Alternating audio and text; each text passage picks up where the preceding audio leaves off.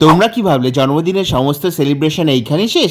তা কিন্তু নয় বন্ধুরা। তারপর সোজা চলে গিয়েছিলাম শাশুড়ি মায়ের হাতে একটা স্পেশাল সিগনেচার ডিশ খাওয়ার জন্য। জানো তো, আমার শাশুড়ি মায়ের হাতে এরকম গরম গরম ফুলকো ফুলকো লুচি আর কষা কষা ড্রাই চিলি চিকেন হলে আমার কিন্তু আর রাত্রিবেলা কিচ্ছু চাই না। আসলে আমাদের বাঙালিদের যেমন দুপুরবেলা কষা মাংসের সাথে সাদা ভাত হলে পুরো জমে যায়, তেমনই কিন্তু রাত্রিবেলা এরকম চাইনিজ প্লাস বাঙালি কম্বোটা কিন্তু বেশ ভালো লাগে আমার। বিশ্বাস করো, মুখে দেওয়ার সাথে সাথে একটাই কথা আমার বারবার মনে পড়ে যে কী করে একটা মানুষ প্রত্যেকবার এত সুন্দর ড্রাই চিলি চিকেন বানাতে পারে।